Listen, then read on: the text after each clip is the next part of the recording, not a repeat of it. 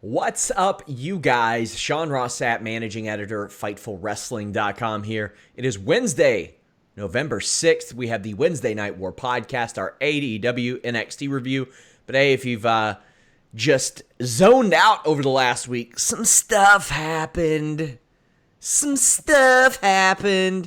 And you boys at Fightful.com broke a lot of that news. Subscribe to Fightful Select. It is the most direct way to support us. You get 2 episodes a week of Alex's Sour Graps, the most negative Raw and SmackDown reviews in the land. We've got a Q&A show that I filmed that's going up Thursday. I answer over 150 questions. The list goes on. I broke some backstage news about Randy Orton's new contract and the negotiations. Go check it out. It's a good time over at FightfulSelect.com. Alex, how does it feel to be a part of the Fightful Select party now that we got Warren Hayes out of there? Feels good. It feels good. It feels good to be wanted. I can't imagine not being wanted, but yeah, it feels good. We are joined by Warren Hayes. Warren, how's it going?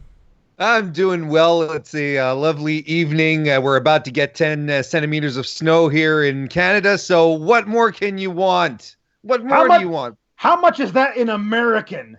I don't know. Convert up to 75%. I have no clue. An inch? 10 inches? 10 centimeters an inch? I don't know. My God. I want to know why everybody in the live chat was like, "What? Where are they? Where are they?" As if we didn't wait for NXT to end.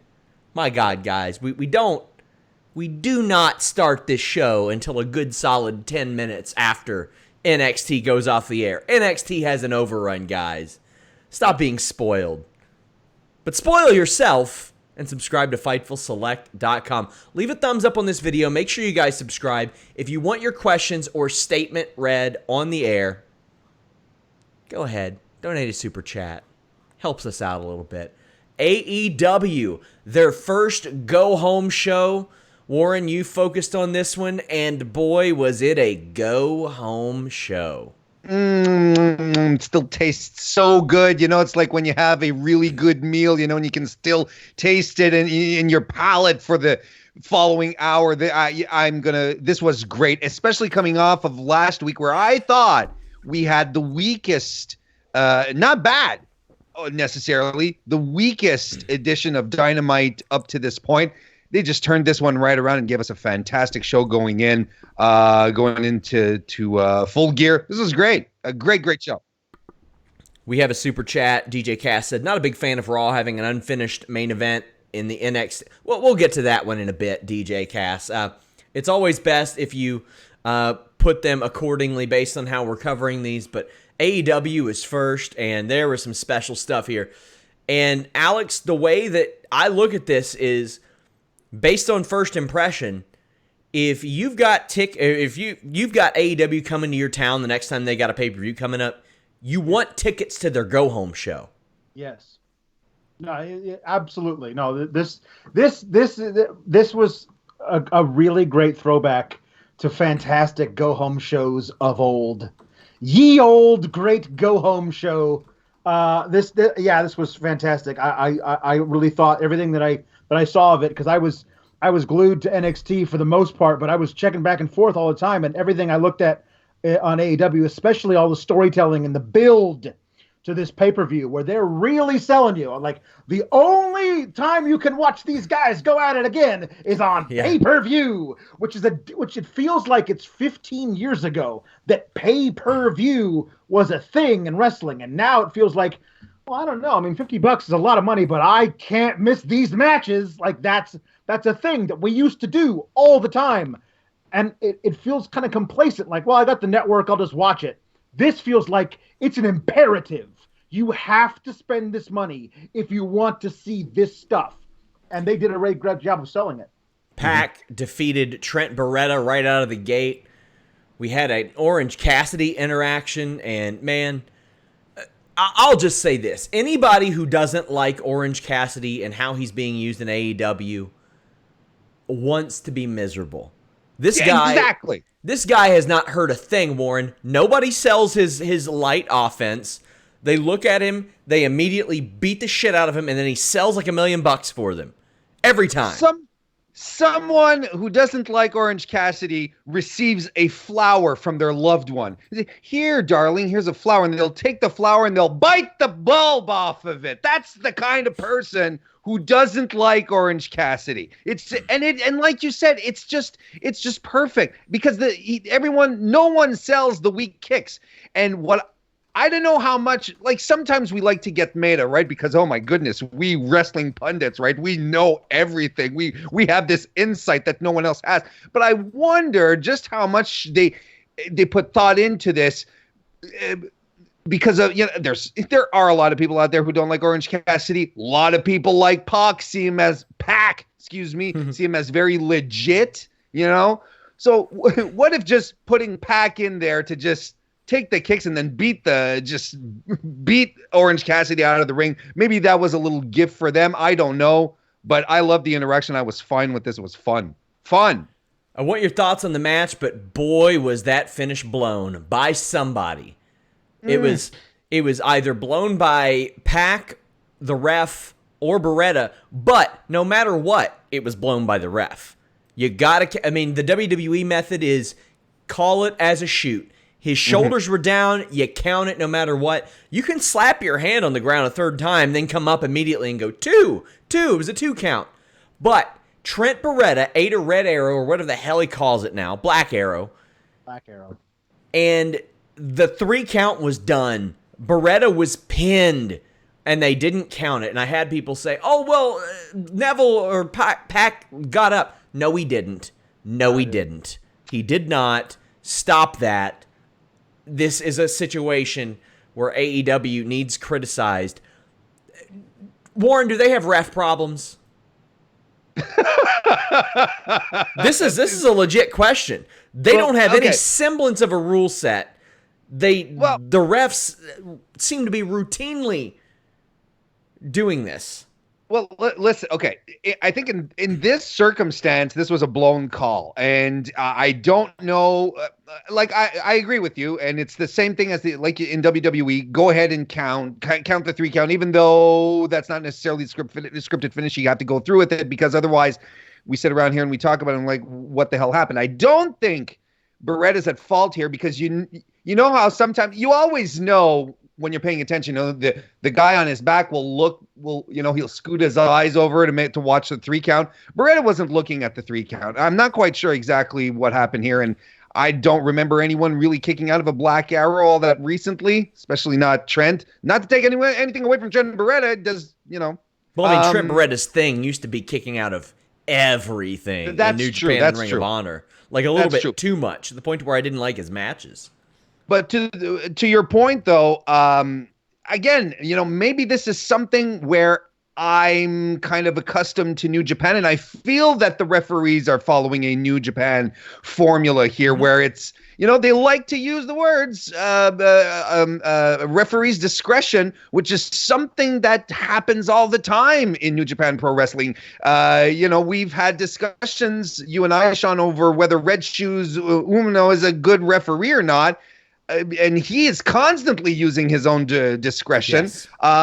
And until they do decide to have here's the one thing that bugs me: the moment that they do decide to have clear match rules, very, very clear that we can all get behind, Jim Ross has to stop pointing it out and making and overwhelming his commentary with, the referee has to do a 10 count. The referee has to do a 10 count. Referee has to get people back in here. He's losing control. Referee has to do a 10 count. That's the one thing I'm sick of. Otherwise, just let it go. Kevin Kelly never, ever keeps reminding us that Red Shoes has to start a count. Because Warren, that's our job, not his. Exactly.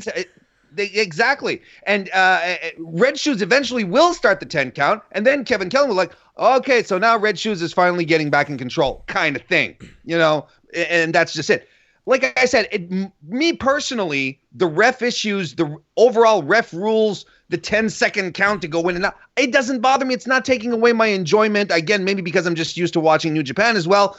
But what happened with Bryce Rensburg tonight, that's that's part of the script in and about itself. That's a finish that was messed up, and he probably got an earful from Pac backstage. Yeah, that was a bad spot, bad spot. He tells Hangman Page, Pac does, that he's going to make an example out of him at Full Gear, and then the big announcement, and I'm intrigued by this. This was an early contender for one of the greatest AEW segments already.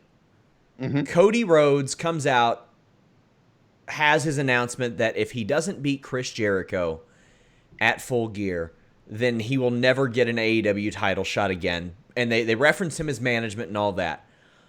There was so much good stuff here. He talked about how their lives paralleled. One a famous hockey player's son, one a famous wrestler's son. I loved the reference to how you could get Jericho's book. I believe that he said he hadn't read for $3 online. This wasn't not a good wrestling promo, and I'll hear from Alex first because this is one of the few things he saw in totality. This was a goddamn great promo, a top-notch promo of the year promo, and you know what it did, Alex? It sold some tickets. It sold some pay-per-views. It put some asses in some seats. This ruled. Yes. All of those things that you said are true, times 1,000. Like this thing, this was so good by Cody. And the thing I love about it also is that it takes everybody's whispers online about stuff, and not even whispers. Other people are shouting about it. Like, how can you have these active performers who are also management that are just going to book themselves into title matches and put themselves over whenever they feel like it?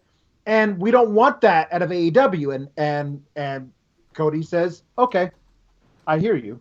I don't want those whispers. I don't want those shouts. So here's how I'm going to deal with that, which is a great thing.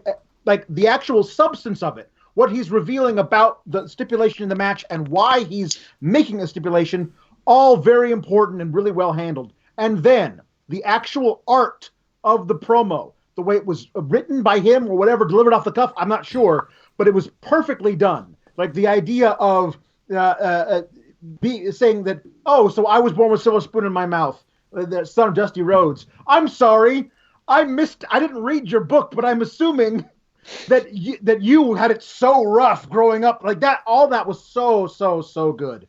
And the fire with which he delivered it, the fact that the camera was right in his face and not way up, but zoomed in, like that really added to the authenticity of it. When he turned his back to the camera and addressed the entire arena, all of that, it made it feel just so grounded and real and visceral. It was fantastic. If AEW is still around and going strong in 10 years, 15 years, they'll look back on this promo and say, this is something that started something, like really gave a lot of gravitas to Cody and his role within the company and how the company's going to grow out of it. Loved it. Warren, really excited to hear your thoughts on this. Thought he knocked it out of the park. It did a couple of things, and it added so much to the feud. And what's fantastic is that we know Chris Jericho is full of crap, and I'm using crap instead of the other word because we haven't gotten anything for the swear jar yet. And the idea here is, Chris Jericho last week, calling out MJF saying, who wears a scarf? Only an idiot wears a scarf, kind of thing. So it just works on the level of adding, it works on the level of Chris Jericho's character as well. Of course, Jericho, it's as if sometimes he lacks this self-awareness about who he is while pointing out someone else's faults. And Cody used it against him, but used it in such a passionate and real way. It's fantastic.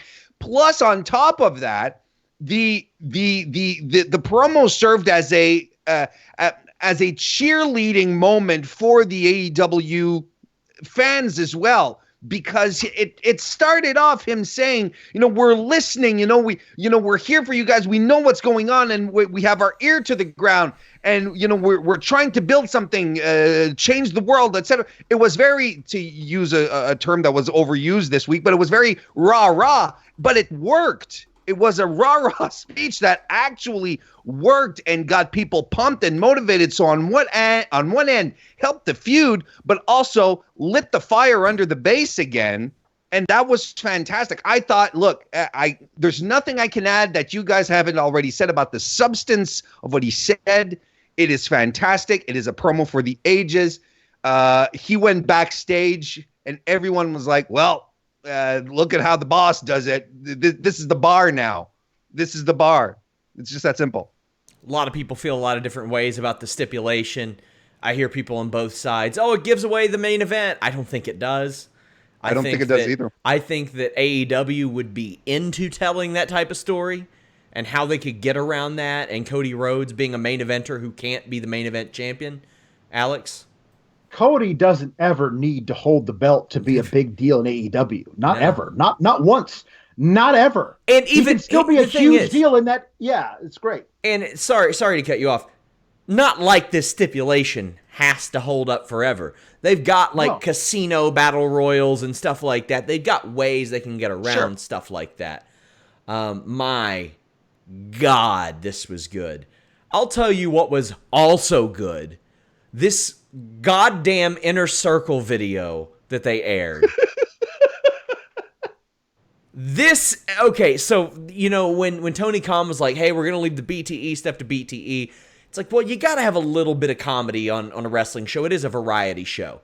Otherwise, you're Ring of Honor, and nobody wants to be Ring of Honor right now. But they had Virgil pop up in this thing. And I don't know who you're talking about. I saw somebody named Soul Train Jones. I don't know who Virgil is. So, and they had Chris's aunt's friend from church on there. Yeah. Warren, this was unbelievably good. It played off all the elements that were just a little self-sufficient, right, of the video that Cody did. And it just played off of it so wonderfully, and it just disarms it. I thought, personal opinion, I thought Cody's video was a little cringy. I didn't care for it much. I thought it was overproduced and it was very, very back patty, and Jericho tapped into that and it disarms it. It automatically disarms what Cody did, and it just brings it down to a very basic, much more approachable level where it's like, at least okay, so they are able to step back and poke a little fun at each other. Having Soul Train Jones there popped me in right here. Like my daughter's in another room and she said, "Are you okay, Dad?" Yes, sorry, it's fine. It's just Virgil's there and he's putting over the Olive Garden breadsticks. And she's like, "Oh, never mind." Yeah, so everything. It was a fantastic, funny, legitimately funny video. Was made for the fans. It was fantastic. Oh my God! When they said Chris Jericho is in the prime of his career at 47 years old, he's the youngest ever AEW champion. Like, that was amazing. That's brilliant. I believe he said something like, Chris Jericho's legend is much like Olive Garden's breadsticks, unlimited. Yep. Amazing. Now, here's the thing. There ain't no way WWE is held onto the Virgil trademark.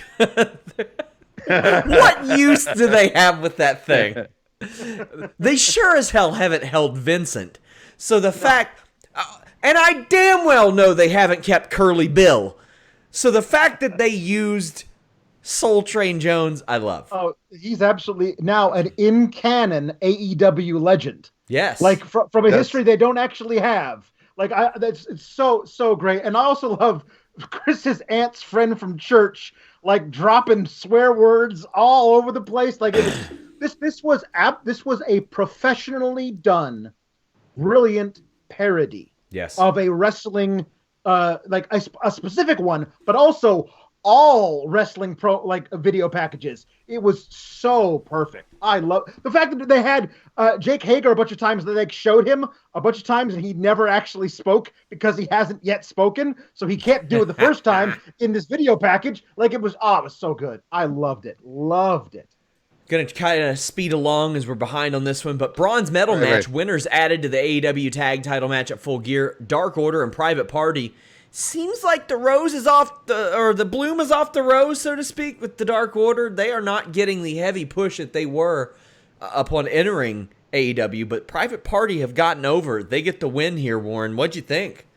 I thought this was a fantastic match, and it's a shame because it seems that now that the push seems to be relaxing on Dark Order, they're actually getting better in the ring, or at least getting better.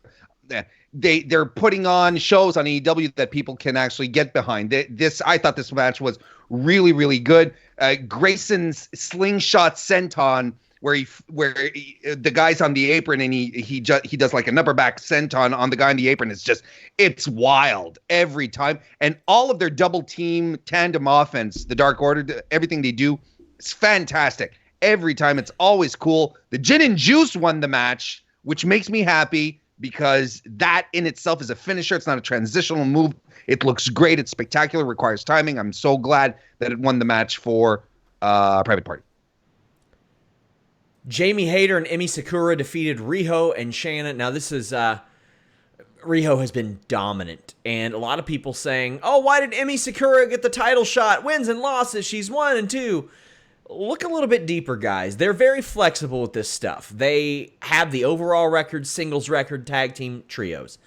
There was one other person who was undefeated after competing in singles matches. Brandy Rhodes, Emi Sakura, that's it. Almost everybody else in this division is like 1 and 2 or 1 and 1.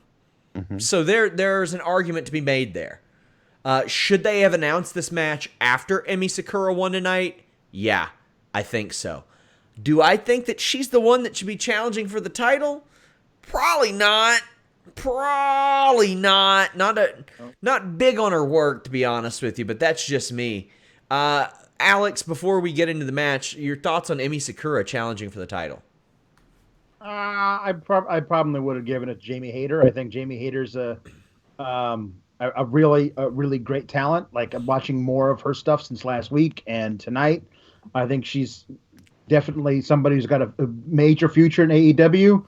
And Emi Sakura, okay. Like, it does feel like because the AEW has such a very shortened, truncated history, that it feels like there's a Japanese women's division, like with Rio and now Emi Sakura challenging for it.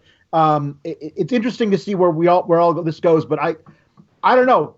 The match could be excellent, but I don't know at this point without seeing more of what they don't have a real direction in the women's division right now, and that's unfortunate. I guess I'll say that. Yeah, they need to establish things. I'll tell you what I like: bringing in Big Swole and Mercedes Martinez. Yeah, I thought Big Swole was one of the most impressive looking people on the show at Double or Nothing. Just the way that she sold, the way that she threw strikes. Oh, she's good. Warren, what'd you think about this one? Emi Sakura picked up the win, pinning Riho at that. Mm-hmm.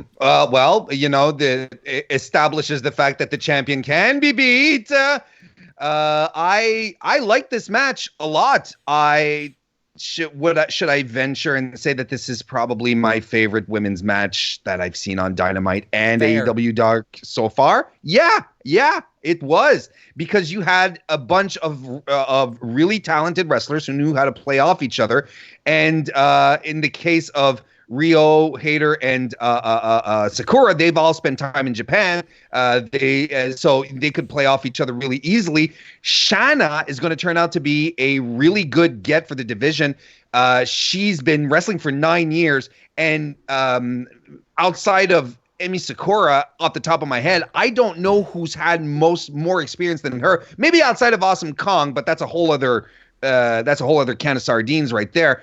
I really liked this match. I thought it was great. I thought the pacing was right in there. I loved Sakura's sister Abigail that she pulled out, and she just snippety snapped it. I thought it just landed great. The Vader bomb sequence by Sakura followed by Rio just breaking up the pin by doing a double stomp where she just planted and she just stood there for a second. I thought that was good as well. Great ending sequence when they rolled in and out of pinning attempts. This actually helped me look forward a little more to the women's title match at Full Gear, because I thought Sakura had one of her best matches in recent memory, or at least on AEW. She looked good tonight. Everything clicked. I'm really, really happy for the women. I think Shanna is going to help fill the void left by Kylie Ray, which is no easy task, because she had a great amount, or does have a great amount of personality. Yeah, I love, like I said, Shanna, Big Swole, Mercedes Martinez. They had an experience problem, I think. And these three are solid in that department. Real good, convincing workers. Rob, Go ahead. Yeah, we've talked about it a little bit before, when we were talking about Britt Baker and the women here not having the benefit of having a performance center at the tips of their fingers to help them. So you do need to have some solid veterans, ring generals like Mercedes Martinez, who could become locker room leaders, who could help guide matches. Martinez has done it all, and she's fantastic. I'm still stunned that they haven't gobbled her up. That's exactly what their division needs right now, because a lot of the women there have been wrestling for 3, 4, 5 years. That's not a knock. Women's wrestling has really exploded in that particular amount of time. Anyone who's been wrestling longer than that are just that have been doing it either in Japan, or are literal veterans who've been doing it before women's wrestling has exploded. So it's not a knock on them. AEW needs to furnish its women's division with leaders, with ring generals, and they have a couple at their fingertips, and I don't know why they're waiting on them and not just gobbling them up. Rob Wilkins says, Cody's speech in Inner Circle video, loved it. The ending of the show reminded me of those Nitro finishes with Sting cleaning house, just pandemonium. Yeah, I dug it. What's up with these video packages, Warren? These Brandy Rhodes, Awesome Kong video packages. I don't know. I'm going to give it the benefit of the doubt, but clearly they're establishing the fact that Brandy's going to be is going to be managing Awesome Kong. I don't know if I'm excited for that. I don't know. I mean, Awesome Kong is, she is a legend, and she's done a lot in her career. She's wrestled 5 matches since 2017, Shawn. I'm a little concerned, and I think people are excited at the idea. It's kind of like being excited at the idea of seeing Undertaker wrestle one more match. You're excited at the thought of it, but well, here's the thing, man. Undertaker's at least put on a good match this year. He busts one out every year or two. I was watching Awesome Kong years ago and thinking, it ain't there anymore. It ain't there anymore. Shawn Spears defeats Brandon Cutler with the quickness. Alex, I know you didn't watch a ton of this, but I want to talk about the use of these guys. Shawn Spears needed a win. This is an okay use of Brandon Cutler. He's an impressive-looking physical dude getting beaten by Shawn Spears, and I'm okay with that.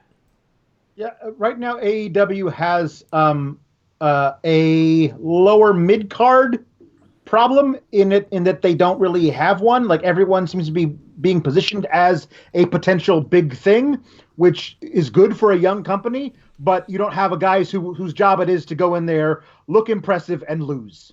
Yeah. Because when you have a thing of, a win-loss record, then that person, if they lose 7, 8, 9 matches in a row, even if they look good doing it, then it's really going to be hard for you, if you want to give them a push later, to retcon all those losses they had a few months ago. So it's going to be interesting. It'd be interesting if, in the future, they do those as annual records. Yes. There's a good way you could reset seasons, so to speak, or something like that. Warren, any thoughts on that? Janela came out and made the save for Brandon Cutler. I'm okay with this. Why? I mean, Janela needs something to do. I think he is over with the crowd, and he needs something to do. Shawn Spears, his main event push is stalled, so they have to give him something to do. He's still running around with the chair with the blood of Cody Rhodes still on it. So it fits right in with Janela. Let them swing chairs at each other. Sure, I'm okay with it. The elite combination of Kenny Omega and Hangman Page lose to Chris Jericho and Sammy Guevara with Jake Hager. Jericho continues to be undefeated. He is a protected champion. Whew. Pac interferes. Low blows Page. Jericho nails Page with the Judas effect for the 3 count. Now, my thing is, why does Jericho even distract the ref? Based on anything that we've seen in the past, has there been a DQ in AEW? I don't think so. So why waste the effort of distracting the referee? Well, because it's referee's distraction there. You see, I'm all confused. Discretion. It's referee's discretion. If his discretion is suddenly to call a DQ, you don't want to take that chance. You don't want to run the risk. You want to keep that record smooth. After the match, pandemonium. Everybody gets into it. I mean, everybody comes out there. MJF gets involved. I love the way that they babyface and heel him. I love the shades of gray going back and forth. You have Moxley come out and help the Elite, but then he attacks Omega. What'd you think of the match? What'd you think of the finish? This was fun stuff. I could have went without the interference. I would have rather just Jericho been a dirty son of a bitch and done it on his own. But what'd you think of all this? Well, you had to set up. You had to set up one last cheap shot for Pac on Page, of course. I thought the match was okay. Good, strong, but it's the Elite boys, right? It's Omega and Page hitting all their greatest hits. Nothing wrong with it. It was fine, but entertaining. It was okay. I'm kind of starting to wonder what they're doing really with Sammy Guevara, because Sammy Guevara was the whipping boy tonight. He got nothing in. Yeah. And Jericho didn't. That of course that was the story, is that Jericho's on the outside and he's sort of giving directions. At some point, even Guevara was like, he wanted to tag him in. And Jericho was like, nope, not yet. So, but he ate it tonight, just like he ate it last week against Page. Now Guevara, I understand. There's always one guy in a stable, right? There's always one guy who's going to be the whipping boy. He's going to eat the pins. He's the Chase Owens at some point of the Inner Circle. But Guevara is so goddamn talented, though. That's the thing. Do you really want him to be reduced to that? But that's maybe for another time, another discussion. Thought the match was great. I love the finish. The finish here, I think this is what made this go home show so bloody strong. And you said it. It felt like a Nitro going off the air. Tony Schiavone saying the cameras are still rolling. It's fantastic. I loved it. And speaking of Schiavone, last week we were talking about how he got excited about a Tope con Hilo. I love that. Tonight. Tope Suicidas. And he said, and Excalibur calls one. He says, Tope Suicida. And Tony goes, yes. He was on. I heard that and I loved it.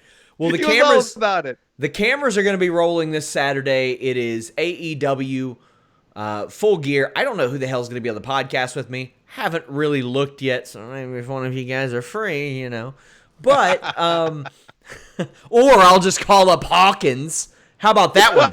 How about that one, Mike? How about that one? Anyway, AEW Full Gear. We're going to make our predictions. Bea Priestley, Dr. Britt Baker, DMD. Alex, who you got?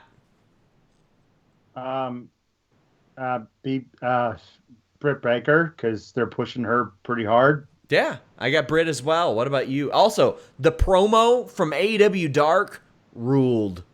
Yeah, and I think that's what put her over. It's Britt. Hangman Adam Page against Pac. Going Pac here. I think you got to keep him super strong. Yep. Born? Yeah, Pac.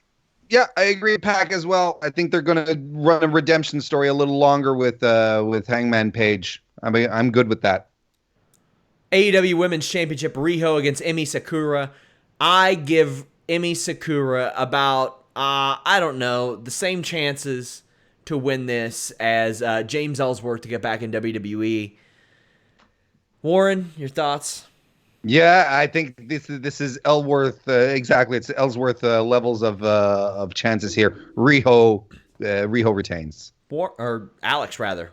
I think Riho retains, and you have one of those women we've been talking about who hasn't debuted yet, debut and attack her afterwards instead of, I think, Mercedes Martinez coming down to the ring and just wrecking Rio because she's so tall and Rio's so small, just showing like, I'm the baddest bitch in this women's division. Now you got to come through me. I think that'd be a cool way to like stake her claim. It'd be kind of cool. Oh, bless you, Pulowski. I hope that happens. Young Bucks taking on Santana and Ortiz. I think Santana and Ortiz win this, and they get the next title shot. Alex, what do you think? Yeah, this is what I love about the Young Bucks is they absolutely are fine with, let's establish everybody else around us. And then later, we'll go on our win streak and become the biggest tag team in this company. But right now, we have to make sure everybody we're beating looks great so that when we beat them, it'll look even more impressive. I mean, they know what they're doing. Keep in mind, and it seems like they have been putting a lot of people over. They're 6-3. Yeah. They've got the most wins of anybody in the company. Warren, what do you think? He went out in the first round of that tournament, too. Yeah. Yep. I agree. Santana Ortiz go over on this one. We have SCU, Lucha Brothers, and a Private Party as Private Party earned their way into the match. I don't see them taking the title off of SCU this early, but crazier things have happened. I do think you need a babyface team to face Santana and Ortiz, though, Warren. Yes, I think you do. And I don't think you take it off SCU just yet because they are fan favorites. I like the idea. Scorpio Sky, when they were on commentary earlier tonight, he said, Private Party, they're young, they're inexperienced, that some people may think that it's a disadvantage to them, but it's a disadvantage to us as well because we don't know all the ins and outs of these guys as well. So I like that, and I think they're going to overcome all of it. SCU are going to retain. Alex? Yeah, I think that the SCU is going to retain too, but I would not be surprised here in the near future because it's a really easy thing, especially when you got guys like Kazarian and Daniels. It'd be a really easy thing for them to get a little pissed at the youngsters and do a little bit of a tweener heel turn if the youngsters get one over on them with Private Party. I think there's a cool way of doing that as well. But I do think SCU is still probably going to retain here. But the triple threat means anything's possible. Chris Jericho defends the AEW World Championship against Cody Rhodes. If Cody Rhodes does not win this, he never gets a title shot again. I think Jericho's winning. But here's the thing, Warren. If Cody wins, I'm okay with that because he's legitimately the most over person in AEW right now. Yep. Yes. And until tonight, it was clear to me. Who was... for some reason, Cody's promo actually cast enough doubt on the situation where I'm like, okay, Cody might not be winning, because for me, it was clear that Cody was going to walk out with the championship, especially considering that Jericho's heading over to New Japan to face Tanahashi in January. I don't know, man. It's a tough one to call, but I'm inching towards Jericho. Alex. Yeah, I think the better storyline coming out of this is Cody remaining a major force in this company without ever getting a title shot, at least not for a while. That it becomes the storyline for his character coming out of this. I think that's actually the better way to go. Sure. Lights out match, Kenny Omega, Jon Moxley. I think Jon Moxley wins this, but Kenny Omega could because it doesn't count. And it won't count towards Moxley's record. I think that they will keep Jon Moxley's record as strong as they possibly can, even though he's 1-1-1. So will they? I don't know. Warren, what do you say? I agree. I think Moxley's going to win. He has to win. And it doesn't affect the records, whatever. And I think that needs to be a motivating force for him moving forward as well. I love that part of his character, that he's legitimately pissed off at that. Moxley wins. Yeah, we didn't really touch on this specifically, but my favorite part of the huge free-for-all that happened to close the show was the Moxley and Omega stuff. When Moxley strides out of the crowd, saunters to the ring with a barbed wire baseball bat, Omega gets his barbed wire broom, and they're about to go at it, but they call a truce long enough to beat up Ortiz and Santana, then look at each other and say, you want to go again? Okay, cool. And start beating each other up like it's a hockey fight. I love this relationship between Omega and Moxley. They love hating each other. That's such a cool thing in professional wrestling. I think Moxley wins, but I think it's going to be a great, great match. Reminder, guys, head over to FightfulSelect.com. A little bit of a rundown of what we had over there. We broke news on the WWE Saudi Arabia travel situation. We spoke to Seth Rollins. Have some backstage news on Joey Mercury and Ring of Honor. We spoke to him as well. That was a mess. We had also backstage news on Randy Orton. 2 episodes of Alex's Sour Graps. We had The List Goes On. We have a Q&A show, the Backstage Report, the Weekender. Tons of stuff over there. FightfulSelect.com. Subscribe. Do us a solid. Rob Wilkins says, if Sheeta wins, I'll do my own superhuman videos. Who's Sheeta facing? I don't know what you're talking. I don't know. You'll have to clarify that, Rob. Anyway, we do have some super chats for NXT. Want the Smoke says, do you think Vince McMahon will make Riddle put on shoes? Because most likely Vince thinks flip-flops are tacky. No, what I think will happen is he'll come up eventually without shoes. He'll hurt a bone in his foot. And then he'll be like, God damn, pal, wear shoes. Just like it always happens. It almost always happens that way. DJ Cass says, not a big fan of Raw having an unfinished main event and NXT having a non-finished in the main event in the same week, but some good stuff tonight. Yeah, I don't need the schmazzes. We could have had a winner there, Alex. Yeah.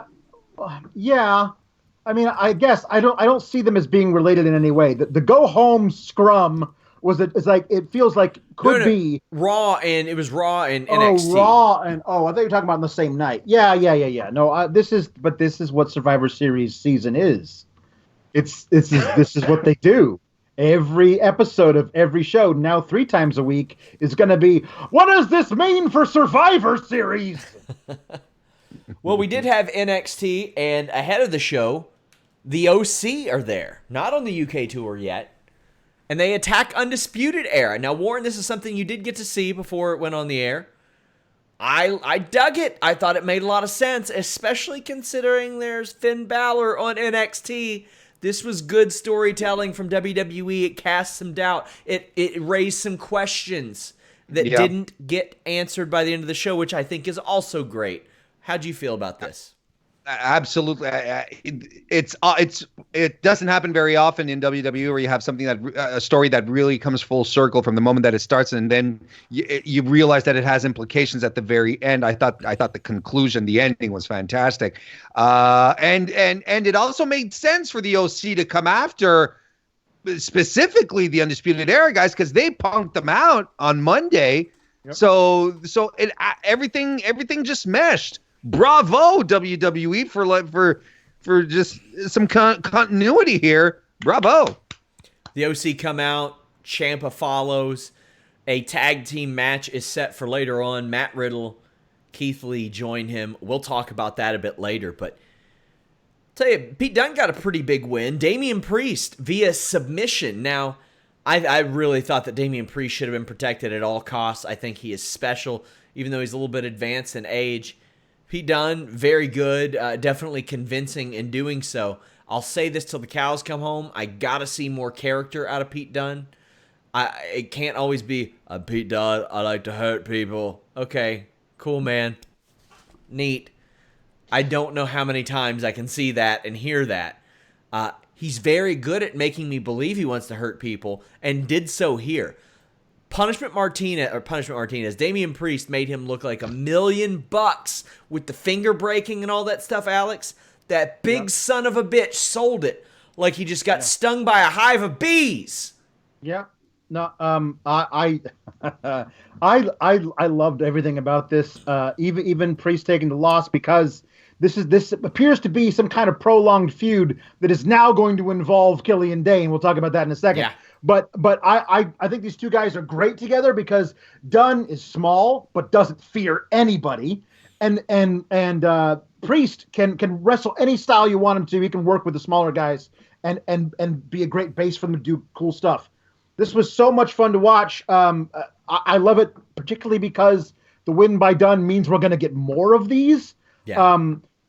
But I want to say, like, overall, like, that this was the absolute best way to build both for your War Games and for your Survivor Series featuring NXT, because it had one set of the show was about the Survivor Series thing and the invasion of the OC, and everything else was about the War Games build-up and individual stories on NXT. I really feared it was going to be like, oh, who from Raw and who from SmackDown are coming next? Now, the UK tour changes a lot of that math, and we'll see what happens next week, but I really loved their restraint from like having everybody show up and beat up the NXT guys. They intertwined it, too, at the end, which I thought was very clever how they did that. After the match, Killian Dane comes out of nowhere, attacks Pete. This is good stuff. I'm interested in their match. Attacks Pete and attacks Damian. Yes. Like, I think that's cool that Killian Dane doesn't care who he hurts. I love that about him. Oh, boy. The match that... With this match on the show, I'll go ahead and give you guys my answer. AEW won tonight for me. Because a show with Tainara versus Santana Garrett, this match could not have won. This match was so bad. So bad. Cannot believe. And see, the thing is, I've seen a lot of Santana Garrett. I like some of the stuff Tainara does. She's got a unique grappling background that I think helps her a lot. They did not match well. This looked bad, and I'm trying to be generous about it. But it looked like a match you would see on WWE TV about 14, 15 years ago between a couple people that had like 50 or less matches. This was bad. Tainara got the win on Santana. But, the moment I never think about this match, it can't come soon enough. Yeah, the problem with it is that there so much of the match was bad, but there were a few good things about it. Like, I loved Tainara's when it ended. Yeah. Her V trigger in the ropes to Santana, I thought was going to be the end. Sure. 1, 2, 3 KO. And if they had done that, most of the bad stuff wouldn't have happened, because that happened in the beginning of the match. Point. I also kind of liked her, like it was like a V trigger thing, but like with a sidekick as her finisher. I thought that's a good finisher, and Santana sold it really well. Everything between those two things was awful, and just going through the motions, super slow, bad timing, not really where they're supposed to be, just not good. Definitely didn't need to be on television. Woof. Warren, did you catch any of this train wreck? Out of the corner of my eye, because I think in the meantime, because in the meantime, I think it was up against the women over on AEW, and that was really good. Yes, it was. It's strange because Tainara's come a long way, especially in the last year. I thought she's improved tremendously, and you could tell that they were starting to get behind her. I saw her pick up the win against Santana Garrett. I'm like, wow, okay, that's a vote of confidence, but I didn't see the entirety of the match. And what you're saying is doubly strange, because Garrett she's not new to this. No. This is a woman who's wrestled almost 500 matches in her career. She should be able to make pudding out of vinegar at this point. It's very surprising to me. I thought it was surprising that Tainara picked up the win. I think it's a good show of confidence for where she's come from, because she has improved tremendously. But it's shame to hear that the match was abysmal. Yeah, I had some jobber saying, give Santana the same slack you gave Britt Baker. There was nothing in the Baker match that looked like this match did. This was bad. Santana's been wrestling for a decade. Yeah. A decade. And the thing is, I've seen her have dozens of matches better than this. Dozens. I saw her have some in TNA 5-6 years ago that were way better than this. Way better than this. That was a dumbass comparison. Hope they run this one back next week. Loser has to wear Cameron Grimes' hat. Shayna Baszler. Cameron Grimes not on the show for the first time in 4 weeks, guys. Shayna Baszler, speaking of fours, Shayna Baszler, 4 Horsewomen member, defeated Dakota Kai for the 4th time. This match costs Kai her spot in War Games. Now, after this match, Alex, Mia Yim comes out with her baggy ass pants, and I gotta say, one of my favorite kendo stick shots ever. Jessamine Duke is throwing a kick. Mia Yim swings the kendo stick and cracks her in the leg. I thought Shayna winning was great. She is such a protected champion. I loved this post-match. It very much accentuated the positives of Mia Yim. What'd you think of the match, and what'd you think of the decision for Rhea Ripley to pull Dakota out of the match for Mia? Because we'll get into that a little bit afterwards. Well, let's talk about the match. Right.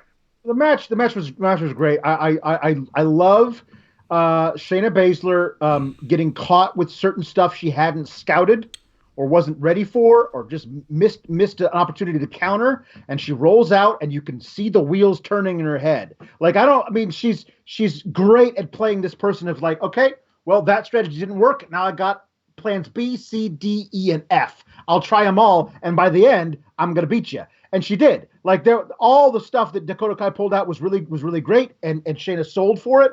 And then by the end, she's always gonna catch you in the Kurafuna clutch, and she does, and that's it. It's over. I think that's a really great way of keeping this champ super strong. The scrum that follows afterwards, and everybody comes down to the ring and goes crazy with Mia Yim with her kendo stick. And backstage, the moment where she says, I'm picking Mia, and then Rhea Ripley turns around and right to Dakota's face says, I'm sorry, Dakota, you just didn't make the cut. And I thought it was going to be 5-on-5. So I'm glad. I'm very glad neither Jessamine Duke or Marina Shafir in with Shayna, because that would really have exposed them, I think, in a match like this. They're really great for what they do right now, but they're not ready for that kind of stage. But here's what I really want, and I think there's a great way of doing this. There's a great way of Dakota Kai joining Shayna Baszler, because Shayna Baszler says, I got respect for your scrap, kid. You're going to be on my team. And Dakota Kai feeling abandoned by her partner Tegan Nox, and rejected by Rhea Ripley, and can say, if you can't beat him, join him. And a Dakota Kai with a heel edge joining Shayna Baszler could be really cool for the storytelling going into War Games and coming out of it. After the fact, we see Rhea Ripley backstage. She announces Mia Yim for her team. Rhea says, Dakota, sorry, you just didn't make the cut. This seemed a little bit forced, but I like what they were trying to do there. I see what they were trying to do here. It seems almost Sami Zayn-ish from back in the day. Mm-hmm. But, Alex, Dakota Kai out of there and walks off dejected. I'm interested in what's going to happen with Dakota Kai, more or less. Yeah, no, I mean, as I just said, I feel like the best thing they can do is have her do a if you can't beat him, join him thing and join up with Shayna. And Shayna says, I like your scrap, kid. You're with me if you want it. And Dakota Kai, feeling abandoned by Tegan Nox and Rhea Ripley and all of them, says, okay. And she gets a little bit of a dark edge to her because she doesn't want to be left out entirely. A little chip on her shoulder will do her good. Sure, I'm behind that too. Angel Garza defeats Tony Nese to get a title shot at the NXT Cruiserweight Championship. He slaps Lio Rush in the face right afterwards. They taped 205 Live before NXT tonight, and they just should every time. Yep. If you want to call it 205 weekly or 205 taped or 205 slightly delayed, or get this, just air the show live before NXT. Yep. I like this match. I like Angel Garza. This guy has come a long way in a very short time with me. He is so charismatic, and the crowd loves him. And the thing is, they're not going to be able to keep him heel. The crowd loves him. He's so arrogant, but they love how arrogant he is. I kept forgetting he was a heel. Like, that's the thing, is it's so great. I thought they were turning him babyface in the match until he slapped Lio Rush, and then the crowd loved that too. This was really great. Tony Nese, a former champion, puts over this new guy who's going to get his first title shot.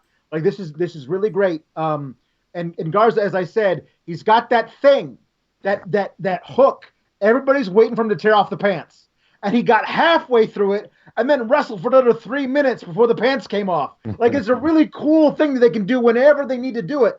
I'm super into him. He is a future star, STAR, all in caps. Unless Vince gets a hold of him, then all bets are off. I like the decision to run Garza against Leo Rush. Dig it. Yep. I really do. Dominik Dijakovic, who, again, I will refer to by this name one time per show, then just call him Dijak, because that will be his name in the future, defeats Isaiah Swerve Scott via pinfall after Feast Your Eyes.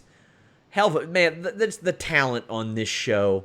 Well, before this, I mean, Warren, I know you didn't keep your eyes on it, but just the talent that they have stockpiled is disgusting. In a good way. No. I think disgustingly good is exactly it. Because from top to bottom, you're just like, look at how interesting everything is. And then they're just continuing to stockpile more people, because that's essentially what they're doing. We've heard the stories that they're running out of lockers in the performance center. Their PC class was like 4 people. Stop it. You see it? I know, yeah. And that's it. That you see, they're stockpiling more people. They got Shotzi, they got Scarlett Bordeaux, as if the women's division in NXT wasn't like didn't have enough depth to it. You're gonna have the governor of Florida campaigning and saying, "We're gonna do something about these overcrowded performance centers. We're gonna get some people out of there. We're gonna do well." We need a better ratio, a student to teacher ratio. Alex, your thoughts on Scott versus Dijak? Oh God, give me more of these. Yeah, give me a prolonged feud between these two. I was a huge fan of Swerve when he was Killshot, the masked black wrestler on Lucha Underground was so very cool, totally different looking, had amazing matches on Lucha Underground. Go find those things if you want to see some great stuff. But I loved how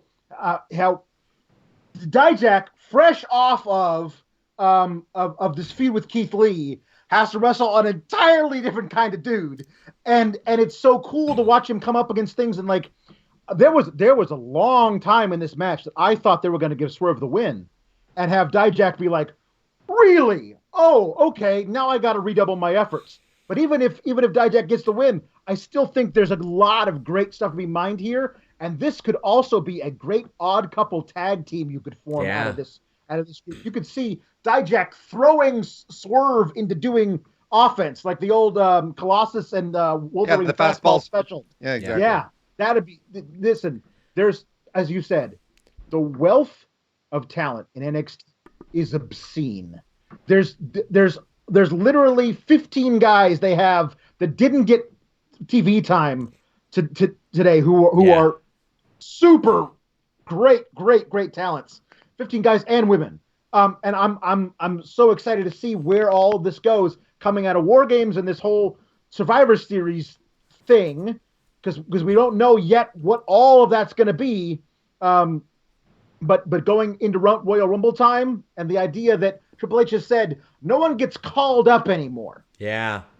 So now it's going to be like, are we going to have trades? Is there going to be a draft again? Whatever. I tell you what, it needs to make for a lot less dead spots in the Rumble. I know you hate the Legends being in the Rumble. I like it, but all due respect to Kurt Hawkins, entertaining guy, doesn't need to be in the Royal Rumble unless it's for just a comedy spot.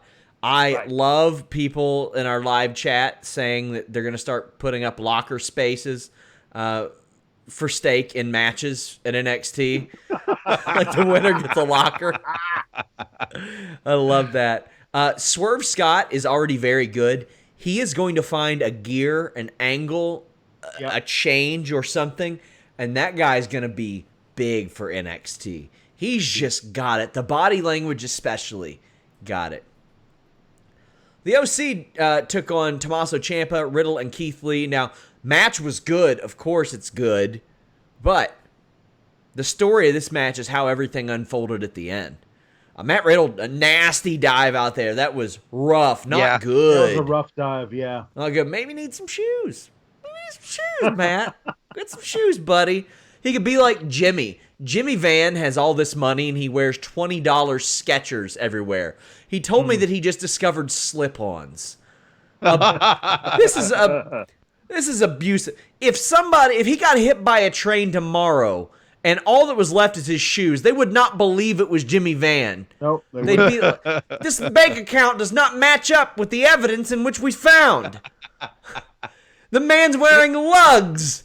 They were the presenting sponsor of WWF in 1996. Doesn't work.